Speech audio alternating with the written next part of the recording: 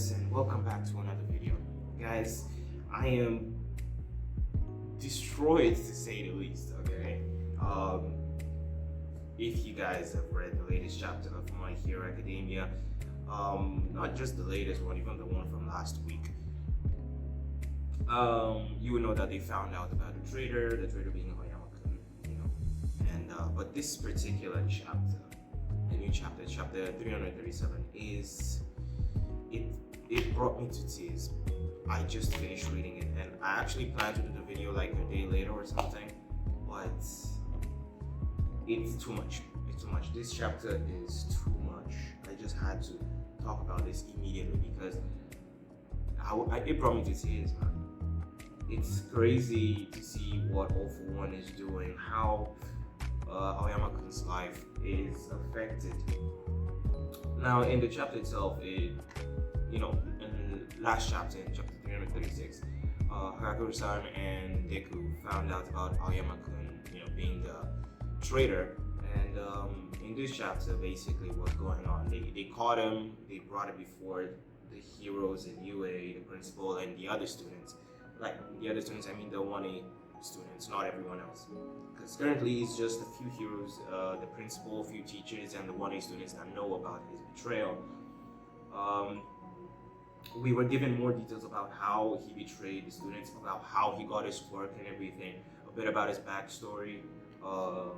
We also got details about how he got into UA, because I knew it was weird that someone like Aoyama-kun got into UA. I mentioned this in the last video, the last review video where I talked about chapter 336, that it was weird for someone like Aoyama-kun who couldn't master his quirk, whose quirk was still, it was not compatible with his body. He still managed to get into UA. And over here is,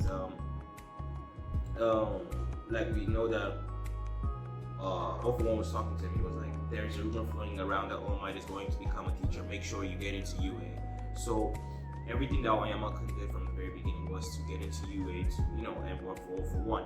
But at the same time, I don't know if the parents are lying to protect Aoyama-kun, but they said that he didn't know anything, that everything was them. They were the ones relaying orders to him or something like that, but it feels like it was the other way around.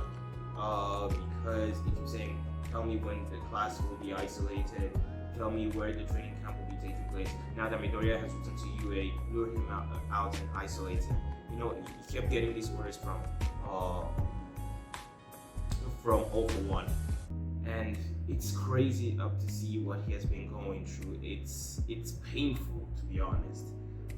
It hurts for me too as I'm reading this, because like I said, in the last chapter, in the last video, my last review video, I mentioned how it was crazy that nobody really cared about Aoyama-kun as a character. He was more like one of these secondary characters nobody really paid attention to until the day that Aoyama-kun, that particular episode that Aoyama-kun was communicating with Deku Cheese, and they referenced that in this video. In this chapter, Deku spoke to him about that, and I knew that it was something weird because that episode was weird. It was a cry for help, basically. I remember how it all happened, and I knew that it felt weird when Aoyama-kun came out of nowhere and be like, oh, you're the same as me because your work is not compatible with your body, it's the same with mine.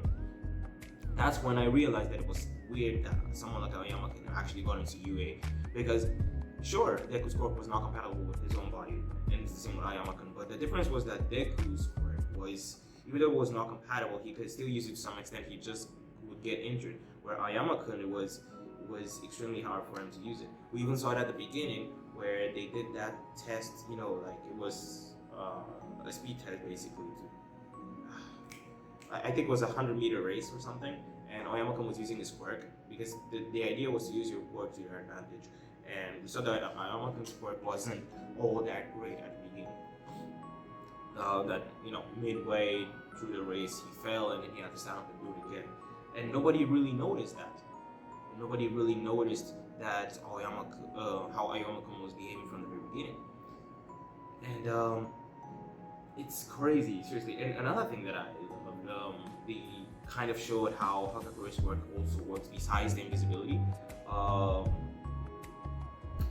when he shot the laser beam towards him, he wanted to attack both of them, but Hagakure was like, my body has the ability to warp light, and it's amazing to see another addition to her work, like another ability that she has. And at the same time, they kind of showed her face. Yep, they showed Hagakure-san's face, not completely, but a part of it, a part of her face. We started getting the idea of how she looks like, which is completely awesome in my opinion. But I wish they didn't do it in this situation. I personally, it was a nice add-on to the chapter to make it look more depressing, but I wish they didn't. I wish the reveal to her face wasn't in this kind of situation. I wish it was in a more happier situation, because to be honest, finally seeing her face. Sorry for the noise. Yeah, I'm in a classroom, so the fact that they showed her face and the first thing we're seeing is her crying, it's really depressing and it's tear-jerking for real though. We saw Deku use his quirks even more, like, you know, to capture Aoyama and his parents. It was a truly depressing sight, truly depressing. They were interrogating them, asking them how everything went down, and it's still beautiful. Like, even though the other students were scared and terrified and shocked about what happened, it's still beautiful to see that Deku still has, like, he still trusts Aoyama even though all of this happened. Aoyama at this point he considers himself a villain and rotten to the core and everything. Especially the fact that he found out that Deku is exactly like him in a sense that he too didn't have a quirk, and he's also struggling with a burden from All for One. But the difference is that Aoyama despaired and at his own misery while Deku struggled with his burden to get out of it, whereas Aoyama never actually tried to get out of it, you know, and he felt rotten, he felt like a villain. But it's beautiful that Deku at the end, you know, because it was clear that Aoyama didn't really want it, he never wanted to do this. It was clear that he never wanted to listen to All for One, which is why at the training camp he helped out Tokuyami and Bakugo. And yeah, even with, like I said, even with the cheese thing, that was an SOS basically to Deku. It was a cry for help. You understand?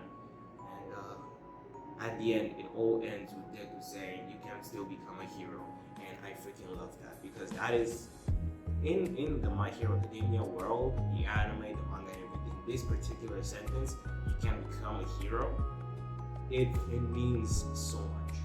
It means so much to the person you're saying it, because we've seen it happen so many times.